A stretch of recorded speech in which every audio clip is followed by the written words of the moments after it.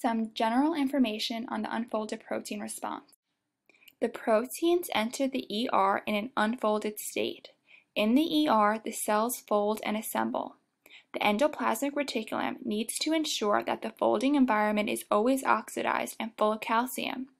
Chaperones like GRP78, calreticulin, calnexin, and protein disulfide isomerases help the ER with protein folding and calcium concentration regulation.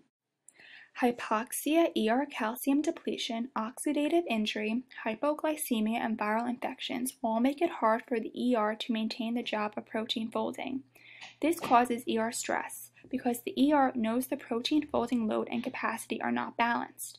This is when the unfolded protein response is activated. The unfolded protein response works to get the endoplasmic reticulum back to homeostasis by temporarily stopping protein translation and gene transcription in order to enhance the tools that help with protein folding and to enhance the ER-associated degradation pathway known as ERAD.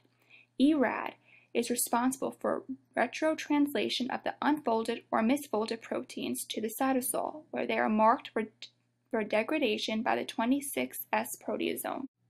The unfolded protein response includes three important ER transmembrane proteins, PERK, IRE1, and ATF6, which help target the unfolded proteins in the ER. These become activated when unfolded proteins begin to appear. PERK stops protein synthesis by phosphorylating the eukaryotic initiation factor 2-alpha. This factor restrains mRNA translation. IRE1 helps form components that induces genes that help the ER and ERAD factors. ATF6 takes part in the production of an active transcription factor and also plays a role in ER expansion. The main goal is to try and produce more endoplasmic reticulum and more molecular machinery for protein folding to be corrected. If this doesn't work, the unfolded protein response continues on to Plan B, which is activating apoptosis. This includes mitochondria-dependent and independent pathways. The dependent pathway includes the pro-apoptotic factor called CHOP. CHOP encourages protein synthesis and oxidation during ER stress. CHOP controls apoptosis by activating GADD34, which encourages ER client protein biosynthesis.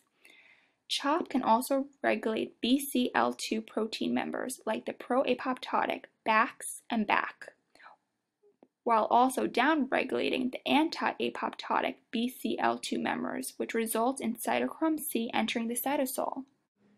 Cancer. The PERK pathway is a critical factor for tumor cell adaptation to hypoxic stress in vitro and in vivo. The PERK pathway plays a role in carcinogenesis by activating pro-survival mechanisms. These help cancer cells to adapt to the hostile tumor environment. Increased expression of GRP78 could be responsible for controlling local tumor growth